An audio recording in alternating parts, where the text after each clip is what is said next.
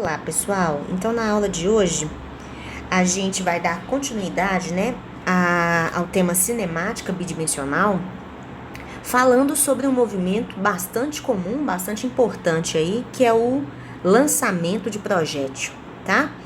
Para trabalhar com esse movimento, a gente está continuando a cinemática bidimensional. Então, você precisa consolidar seu conhecimento de cinemática, daquelas grandezas, deslocamento, velocidade, aceleração, que vem desde a cinemática unidimensional, e também revisar aquelas propriedades trigonométricas e as propriedades de decomposição vetorial, das quais a gente já falou bastante aqui nas últimas aulas. Tudo bem? Então vamos lá. Esse movimento de projétil é também chamado de lançamento oblíquo. E vamos lá, o projétil é uma partícula em movimento no plano vertical, ou seja, no plano aí XY, no plano da tela do seu computador, do seu celular. E como é que é a caracterização desse movimento? Você tem uma partícula, a sua partícula está aqui, em vermelhinho, e essa partícula ela é lançada com uma certa velocidade inicial.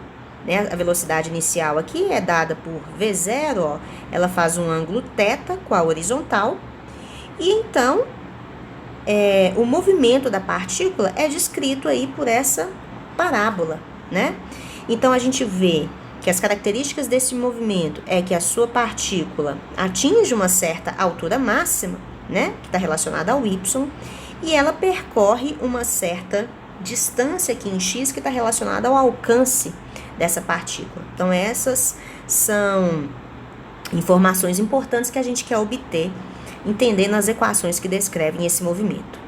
Esse movimento também é chamado de movimento balístico, tá? Então, para a gente deduzir as equações desse movimento, do lançamento oblíquo, a gente vai seguir esses passos que estão descritos aí à direita, e a gente vai deduzir junto essa equação, tá? Então, passo 1 é você entender o seu sistema de referência. Então, estou aqui com o meu sistema XY, o que você está vendo aí pontilhado é exatamente a trajetória da partícula. Nesse caso, ela foi arremessada aí da origem, então, o Y defini como positivo, crescendo para cima, e o X para a direita. Isso é importante para você entender os sinais, daqueles seus vetores da cinemática. Passo 2. Vamos lá, vamos representar analiticamente os vetores aceleração e velocidade inicial dessa partícula. Então, a gente sabe que a aceleração, pessoal, ela existe aqui, provocada por esse campo gravitacional, então, da Terra. Então, nosso vetor aceleração, olha, vocês veem que ele aponta contrário ao meu sistema de referência, contrário ao eixo Y, não é verdade? Então, a nossa aceleração, como a gente já discutiu, é menos g, então vale menos 9,8 metros por segundo ao quadrado. Em x, vocês concordam que não existe aceleração? Não existe nenhum agente que puxa essa minha partícula o tempo inteiro aqui na direção x, Então, o movimento em x não é acelerado. Só existe essa aceleração em y. Vamos, então, descrever esse vetor. Então, primeiro passo, eu vou descrever o meu vetor aceleração. Eu poderia falar que a minha aceleração, então, ela é dividida, numa componente x aqui, digamos, mais uma componente y, metros por segundo ao quadrado, mas a gente já discutiu, então, que não existe componente no eixo x, então o vetor aceleração seria menos 9,8 metros por segundo ao quadrado na direção y. Eu vou até escrever, então, aqui, já que a gente vai deduzir tudo em termos de letras mesmo, vou escrever assim, então, menos g, metros por segundo, ao quadrado, vou omitir as unidades, na direção de y. Então, esse é o primeiro vetor que eu estou procurando, meu vetor aceleração, e agora vou descrever o meu vetor velocidade inicial. Então, aqui, velocidade inicial, tem componentes em x e y, então eu posso escrever, que minha velocidade inicial é a componente x, que aponta na direção x, combinada com a componente y, que aponta na direção y, metros por segundo. Mas das nossas relações de trigonometria básica, o que a gente sabe? Que a componente x da velocidade inicial é V0, que é a minha hipotenusa ali, seno de θ. Cosseno de θ. V0, cosseno de θ. E a minha componente y é V0, seno de θ. Então, eu posso escrever o meu vetor velocidade da seguinte maneira: V0 vezes cosseno de θ na direção x, combinado com V0 seno de θ na direção y, tá? Então, estou seguindo os passos para entender esse movimento. Vamos ver o passo 3, ó. O passo 3 fala para você entender o que acontece com cada componente do vetor velocidade, com as componentes, então, x e y, à medida em que o projétil se move no plano. Então, basicamente, é o seguinte, gente, esse é um movimento combinado, né? Ele acontece em x e y simultaneamente, porque eu tô lá no plano, só que esses movimentos são independentes, então eu posso olhar para esses movimentos de forma separada. É isso que eu vou fazer, ó. Então, eu vou começar a tentar entender o que está acontecendo com a velocidade desse corpo em x, dessa partícula. Então, vamos lá olhar para o nosso vetor V0. Então, olha, eu vou pegar o meu V0 e vou decompor ele aqui, do jeito que a gente já fez, né? Então, essa é a minha componente V0, né? Cosseno de θ. E essa é a minha componente aqui, V0, seno de θ. Como é que tá o meu vetor velocidade em x, pessoal? Nesses outros pontos que eu tô delimitando aqui, ó. Nesse ponto aqui, como é que vai ser o vetor em x? Do mesmo tamanho, exatamente igual a esse aqui, ó. Por quê? Porque o movimento em x, ele não é acelerado, né? Então, o vetor velocidade, ele não muda. É sempre igualzinho em todos os pontos, ó. A componente x da velocidade tem exatamente o mesmo módulo, a mesma direção e o mesmo sentido, tá? Qualquer outro ponto aqui, ó, esse vetor velocidade em x é igualzinho. Então, o que a gente conclui, né? Que o movimento em x, a aceleração é igual a zero. Isso significa que o movimento em x, ele pode ser descrito como um MRU, um movimento retilíneo uniforme, ou seja, a velocidade em x, né? Ela é constante. Então, ela vai sempre ser igual, a velocidade x, ó, em qualquer instante de tempo, sempre vai ser igual à velocidade inicial em x, que vale V0 cosseno de θ, nesse caso. Tudo bem? Então, se o movimento é um MRU, a gente lembra do quê? Daquela famosa Deus vê tudo, não é isso? Eu tenho aqui, ó, você sabe que a velocidade, quando a velocidade é constante, eu posso usar que a velocidade é igual a deslocamento dividido pelo tempo gasto, né? Então, eu concluo que o deslocamento em x vai ser igual a velocidade em x vezes o tempo. O deslocamento em x é sempre igual à posição x que ele se encontra, né? Uma dada posição x, menos a posição inicial, que vai ser igual a Vx, que é V0 cosseno de θ, vezes o tempo. Então, a equação de movimento no eixo x é essa aqui, ó. Concordam? Essa é a equação de movimento em x que eu vou chamar de equação número 1. O que ela está me dizendo, então? Que a posição x desse projétil, dessa partícula, em qualquer instante de tempo, ela é igual à posição inicial, x dessa partícula, no caso daquele projétil do desenho, ela parte da origem, né? Então, x0 seria 0. Mais V0 vezes cosseno de θ vezes o tempo. Então, eu consigo descobrir, em qualquer instante de tempo, qual que é a posição x dessa partícula, a partir de equação simples de MRU. Vamos tentar entender agora o que está acontecendo em y. Então, vamos olhar para o nosso movimento em Y. Em Y, pessoal, eu vou dividir o movimento aqui bem simetricamente, porque em Y a gente vê claramente, né? Que a bola sobe e depois de atingir a altura máxima, você vai tratar da descida. Então, vamos pensar no vetor velocidade em Y. Ó, ele começa desse tamanho, né? Que é V0 seno de θ. Só que, então, a nossa velocidade, né, pessoal, ela começa para cima e ela é positiva. A velocidade em Y. Só que a aceleração é sempre apontada para baixo. Por quê? Porque a Terra tende a puxar todos os corpos, a Terra puxa todos os corpos em direção ao centro da Terra. Então, olha, durante a subida, o vetor velocidade em Y, ele é sempre contrário à aceleração.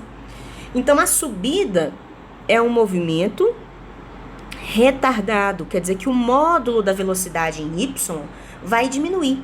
Então, ó, aqui a velocidade em Y é menor do que era inicialmente, né? Vai só diminuindo.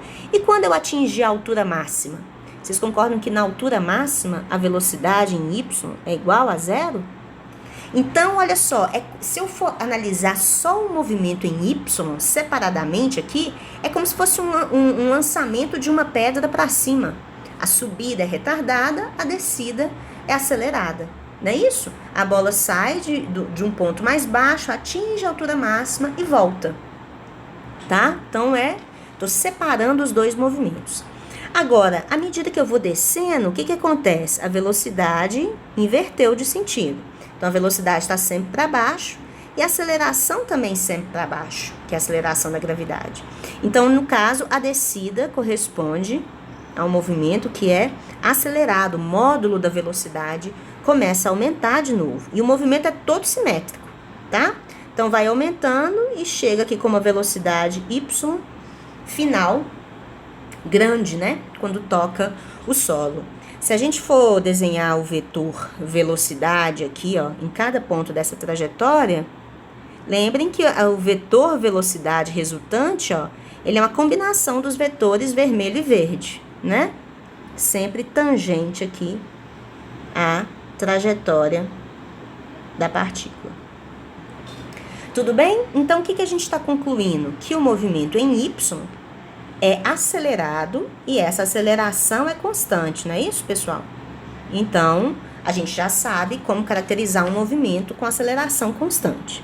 Então, vamos pegar as equações que descrevem esse movimento. Então, em Y, a aceleração em Y, ela vale menos g, é um movimento com aceleração constante, e as equações da cinemática para o movimento com aceleração constante são quais? Aquelas famosas, ó. V, velocidade em qualquer instante de tempo é igual à velocidade inicial, mais aceleração vezes o tempo. Deslocamento é VOT mais meio de AT ao quadrado.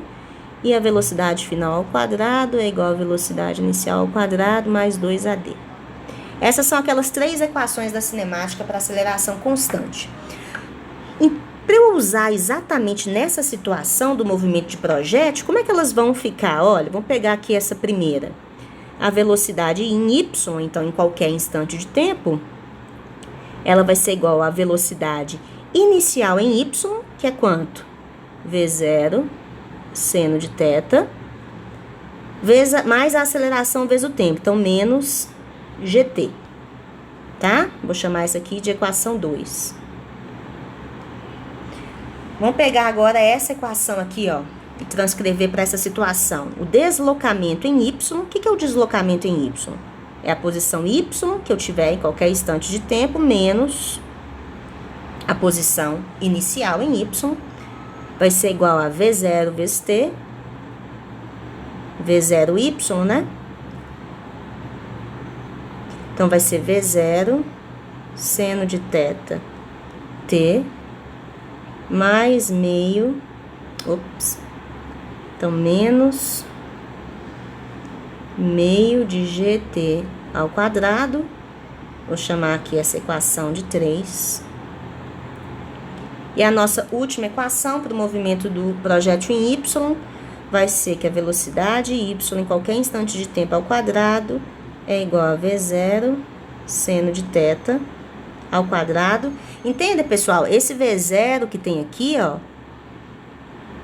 né? Eu tô olhando para o movimento só em y, então é V0y, tá? Então, V0 seno de θ ao quadrado menos 2 vezes g vezes o deslocamento, que é, de novo, y menos y0, e eu vou chamar essa equação de 4. Tá?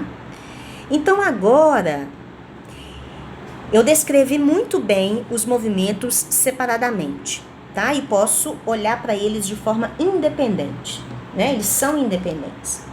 Qual que é o meu objetivo agora, nessa segunda parte aqui, ó, de análise desse problema? Eu quero obter, pessoal, qual que é o meu objetivo para esse tópico? Eu quero obter a equação da trajetória desse projétil. O que é a equação da trajetória? Como é que é a função y de x? Ou seja, exatamente o movimento que essa partícula está fazendo nesse plano. Ó, se eu conheço a coordenada x da minha partícula, ela está lá, por exemplo, em 1 metro, em x. Aí eu consigo identificar, então, qual que é a altura dessa partícula. Ou o contrário, né? Se eu tenho a altura, eu identifico a posição em x. Tudo bem? Então, nosso objetivo aqui principal é obter a equação da trajetória, y de x, e obter também o alcance dessa partícula. O alcance está relacionado ao tanto ali que a partícula, né, anda em x, quando, né, o ponto final for coincidente com, quando a altura final for coincidente com a altura inicial, tá? Então, alcance está relacionado, então, ao tanto que eu andei em x para chegar na mesma altura que eu estava de quando eu fui lançado, tá? Esse alcance ele é chamado de R, tá? E está relacionado, então, a esse deslocamento em x. Então, vamos lá, pessoal. Eu vou ter que manipular essas minhas 4 equações para eu chegar nesse objetivo. Então, notem o seguinte, para eu obter a equação da trajetória, vou até fazer por partes aqui. Para eu obter a equação da trajetória, note, ó, preciso achar uma função y de x. Então, eu tenho que sumir com o tempo. Eliminar o tempo de alguma equação e jogar em outra equação, né? Para ele sumir, né? Então, olha só. Da minha equação 1, eu isolo o tempo e vejo, olha, que o tempo é igual a x menos x0 dividido por v0 cosseno de θ. Eita nós, Deus abençoe. E vou jogar, então, essa expressão do tempo em alguma equação aqui, olha, do movimento em y, pessoal. Vou jogar aqui na equação 2, não, na equação 3, que é a que me dá y. Então, eu vou e levo essa expressão à equação 3, que é essa aqui, ó. Então, eu vou substituir o t por essa expressão aqui de x. Então, vocês concordam que eu vou chegar numa expressão de y em função de x? Quando eu fizer isso, nós chegaremos que... Deixa eu escrever a expressão final. Nós vamos chegar ao seguinte, que y é igual a y0 mais x menos x0 tangente de θ menos g sobre 2 x menos x0 sobre v0 cosseno de θ ao quadrado. Então, essa aqui é uma equação importante. Desculpa. Essa aqui é uma equação importante, que é chamada equação da trajetória. E olha que interessante, pessoal. Só para simplificar a análise, ó, se você considerar que você está partindo da origem, você vai ter que y0 e x0 são iguais a zero, não é isso? Então, olha, a sua equação é do tipo parabólica. Você tem basicamente, ó, um menos a x ao quadrado mais bx mais c. Aqui, ó. Sua equação é desse tipo, ó. E o coeficiente lá do termo quadrático, vocês veem que ele é negativo. Ou seja, você realmente tem uma trajetória parabólica com a boca para baixo. Certo? E o nosso próximo passo, então vou escrever que essa aqui é a equação da trajetória do projétil.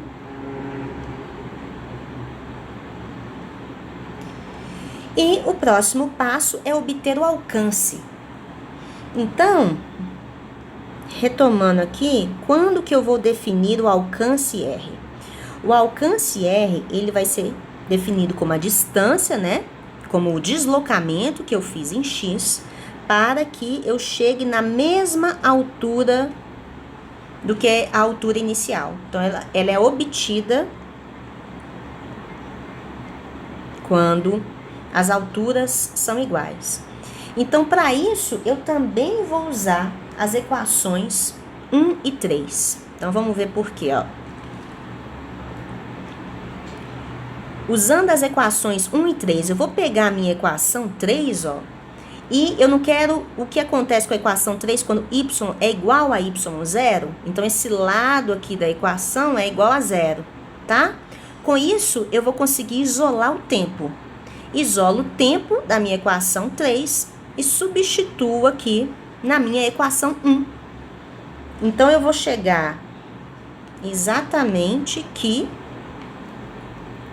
Então, eu vou usar de novo as equações 1 e 3. E nós vamos chegar, então, que x menos x0, que é definido como sendo o alcance, né? É igual a 2v0 ao quadrado sobre g seno de 2 θ. Então, essa aqui, ó, é uma equação importante também para a resolução desses exercícios de projétil. Então, ele está te dizendo o seguinte, que o tanto que você consegue andar lá em X, ó, você retomar a sua altura inicial, depende, então, da velocidade com a qual esse objeto é lançado. Então, quanto maior for essa velocidade, o módulo dela, mais ele vai andar em X, faz sentido? Mas também depende do ângulo, né? E aqui a gente vê o seguinte, pessoal, eu vou ter um alcance máximo quando θ for igual a 45 graus. Tudo bem? Então, essas são as duas equações que vão ser mais utilizadas aí para a resolução dos exercícios. Equação da trajetória, equação do alcance. Mas lembrando que isso tudo veio de onde? Isso tudo veio simplesmente de aplicar os conceitos de cinemática bidimensional a um problema específico de lançamento de projétil, tá?